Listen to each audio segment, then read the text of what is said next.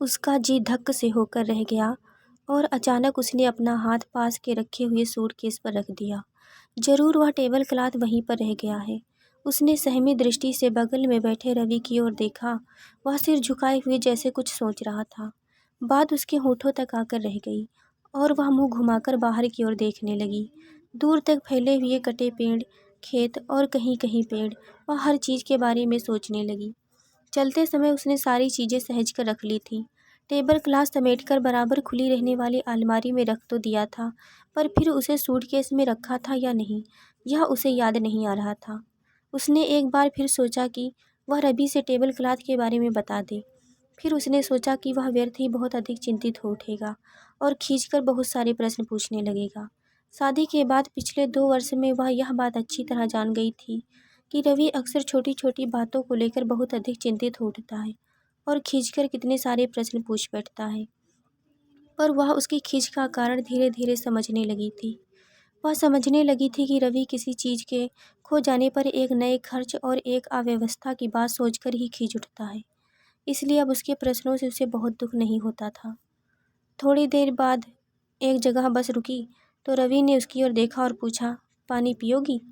नहीं, उसने धीरे से कहा। हालांकि उसे थोड़ी सी प्यास लगी थी, पर मन में एक तरह की घबराहट भर गई थी और वह बिल्कुल चुपचाप बैठी रहना चाहती थी। उसने बाहर की ओर नज़र दौड़ाई। छोटी छोटी कपड़े या अनाज की दुकानें, चबूतरों के ऊपर चारपाइयों पर लेटे हुए लोग, दुकानों के ऊपर मकानों और बरामदों में दिखाई पड़ने वाले चेहरे की ओर देखकर वह हल्के आश्चर्य से भर गई।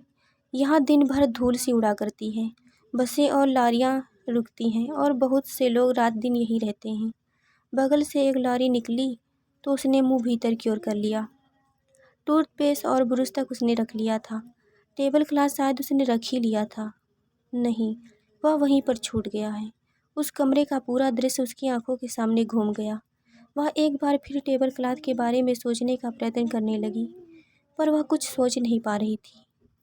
मन में किसी कोने में यह बात घर कर गई थी कि अगर यह मालूम हुआ कि टेबल क्लॉथ वहीं पर छूट गया तो उसकी घबराहट और खींच बढ़ जाएगी। इसलिए वह उसके बारे में एक संशय बनाए रखना चाहती थी। छोटी बहन के घर अब वह कब जाएगी ठीक नहीं, और उसके यहाँ से कोई कब आएगा कहा नहीं जा सकता। टेबल क्लॉथ कितना सुंदर और कीमती था और उसने कितनी मेहनत से उस पर कढ़ाई की थी। जिस दिन उसने टेबल के ऊपर उसे बिछाया था, पूरा कमरा बहुत सुंदर दिखने लगा था और रवि ने खुश होकर कहा था, यह काम तुमने इनाम देने लायक किया है। उसने एक गहरी सांस ली। घबराहट बढ़ती जा रही थी। उसे अब अपने दोनों कमरे याद आने लगे, जिसमें उसकी कई दिनों की अनुपस्थिति के कारण धूल जम गई होगी। वह कल ही सोच रही थी कि जाते ही कमरा साफ करेगी और सब सारा सामान सजा देगी, पर अब उसे लग रहा था जैसे कमरा साफ हो या ना हो बहुत महत्व नहीं रखता।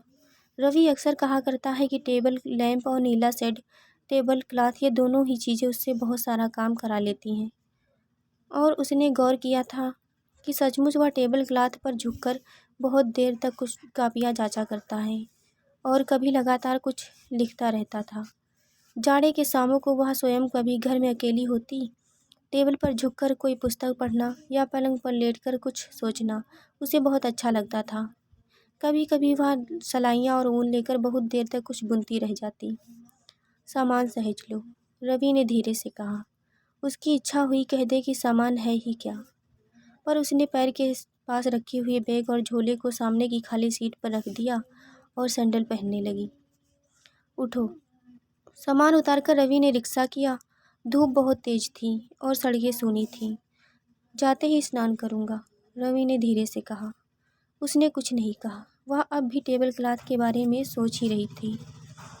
जब तक वह सूटकेस खोलकर देख ना लेगी तब तक रवि से उसके बारे में कुछ ना कहेगी। घर पहुँचते पहुँचते उसे लगा जैसे कोई बहुत थक गई है।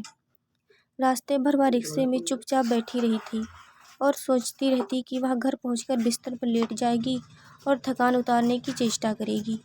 वह बिस्तर पर लेटकर तकिए में मुंह छुपा लेगी और रवि अगर टेबल क्लॉथ छोड़ आने के लिए कुछ कहेगा तो पड़े पड़े चुपचाप सुन लेगी। घर पहुंचकर उसने दरवाज़ा खोला और पलंग पर बैठकर प्रतीक्षा करने लगी कि रवि स्नान करने चला जाए तो सूटकेस खोलकर देख ली टेबल क्लॉथ है या नहीं। थोड़ी देर बैठकर रवि बैग में सोप केस ढूंढने लगा। क्या ढूंढ रहे हो? Soap case? तुमने कहाँ रखा है? इसी में तो था। इसमें तो नहीं है। उसके मन में एक खींच भर गई। कहीं से चलना हुआ तो इतनी जल्दी मचाओगे जैसे कोई आफत आ पड़ी हो। ऐसे में चीज़ें छूटेंगी नहीं। देखो, सूटकेस में तो नहीं है। सूटकेस सूटकेस में? पर उसने चाबियों का गुच्छा लेकर सूटकेस खोला। इसी बहाने वह देख लेगी कि टेबल क्लॉथ है या नहीं। वह घबराई सी कपड़े निकाल निकाल कर बाहर रखने लगी। टेबल क्लॉथ वहीं छूट गया था। सूटकेस भी नहीं था। इसमें तो नहीं है। रुको, अलमारी में साबुन रखा है, कहकर उसने अलमारी खोली और साबुन की टिकिया निकाल कर रवि की ओर बढ़ा दी। वह तौलिया और साबुन की टिकिया लेकर बाथरूम की ओर चला गया। किवाड़ उठगाकर वह पलंग पर लेट गई और खुद को समझाने का प्रयत्न करने लगी। बस रवि थोड़ा बहुत नाराज़ हो लेगा और वे लोग जाकर कोई कपड़ा खरीद लाएंगे और वह उस पर फिर से कढ़ाई कर लेगी। पर ना जाने क्यों घबराहट कम ही नहीं हो रही थी। उसने महसूस किया कि रवि के नाराज़ होने की संभावना का उसे इतना दुख नहीं है जितना टेबल क्लॉथ के छूट जाने का है। पलंग पे के पास टेबल पड़ा हुआ था और बिना टेबल क्लॉथ का टेबल उसे बहुत अजीब सा लग रहा था और हल्के अंधेरे में पूरा कमरा उसे बहुत सूना सूना और बेतरतीब मालूम पड़ रहा था। रवि स्नान करके लौटा तो उसने पूछा, नहाओगी नहीं? नहा लूँगी, उसने धीरे से कहा। टेबल क्लॉथ वहीं पर छूट गया है। आगे वह कहना चाहती थी कि उसने तो मना किया था कि उसे ना ले चलो। तुम्हें वहाँ कौन सा लिखना पढ़ना है?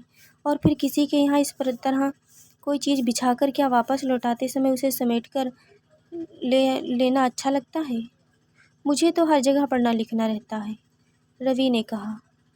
वह रवि की ओर देखने लगी कि वह क्या कहता है। यह भी खूब रही, कहकर रवि ने अलमारी से छोटा सा शीशा उठा लिया और बाल संवार कर चेहरा देखने लगा। रवि के हाथ में शीशा देखकर उसे याद आया कि करीब 1 महीना पहले किसी तरह दीवार पर टंगा हुआ बड़ा सा सुंदर शीशा साफ करते समय उसकी जरा सी असावधानी से गिरकर टूट गया था और तब रवि कितना खींच उठा था और कई दिनों तक उसे बीच बीच में यह बताता रहता था कि उतना कीमती शीशा फिर खरीद लाना बहुत मुश्किल है। शीशे के नीचे कंघा पाउडर वगैरह रखने की जगह थी और तब कितनी सुविधा होती थी। अब कंघा कहीं पड़ा है और शीशा कहीं। सारी बातें सोचकर उसे लग रहा था जैसे उसमें उठने की शक्ति नहीं बची हो। सहसा उसे इस बात का भान हुआ कि टेबल क्लॉथ छूट जाने की बात सुनकर रवि नाराज़ नहीं हुआ। शायद वह इस यात्रा से बहुत संतुष्ट है। उन्हें चिट्ठी लिख देंगे कि वह टेबल क्लॉथ भेज दें। नहीं नहीं, जल्दी क्या है, वहाँ से कोई आएगा तो आ जाएगा, रवि ने कहा। रवि की इस बात को सुनकर उसे लगा जैसे अचानक उसके सिर से बहुत बड़ा बोझ उतर गया। जल्दी से नहा आओ तो चाय पी जाए। अभी आई, कहकर वह उठी और कपड़े लेकर बाथरूम की ओर चली गई। नहा धोकर लौटी तो उसे ताजगी महसूस हो रही थी। अब वह टेबल क्लॉथ के बारे में लगातार नहीं सोच रही थी, पर जब उसने साबुन की टिकिया टेबल के ऊपर रखी तो अचानक उसे फिर टेबल क्लॉथ और सोप केस के छूट जाने की बात याद आ गई और वह फिर कुछ अनमनी सी हो गई। इतनी गर्मी में उसे चाय पीना अच्छा नहीं लगता, पर आज उसकी चाय पीने की इच्छा हो रही थी। उसने जल्दी से चाय बनाई और 1 कप रवि को देकर 1 कप चाय स्वयं डालकर पीने लगी। चाय पीते ही उसने एक बार कमरे में चारों ओर निगाह दौड़ाई। जगह जगह धूल जम गई थी और छोटी बड़ी चीज़ें इधर उधर बिखरी थीं। सहसा उसने सूटकेस की ओर देखा और चौंक पड़ी। एक कोने में चमड़ा किसी चीज़ से कटकर उखड़ गया था। इस पर कितने दिनों से कवर लगवाना है, इस तरह तो यह बिल्कुल ख़राब हो जाएगा। रास्ते भर उसे लग रहा था जैसा वह कुछ देख सुन नहीं रही थी, पर इस वक्त उसे यात्रा की एक एक बात याद आ रही थी और वह उन जगहों के बारे में सोचने लगी जो रास्ते में मिली थी, धूल भरी और बेतरबी, और उसके मन में छोटी बहन और उसके आसपास के घरों की यादें ताज़ी हो उठी। वह उसकी बेतरबीती और अभाव को बहुत स्पष्ट रूप से अनुभव करने लगी और एकाएक अनजाने से ही उसके मन में अजीब भावनाएं उमड़ने लगीं। वह अपनी कल्पना में उन घरों और कमरों को सामान से भरा और सजा हुआ देखने लगी।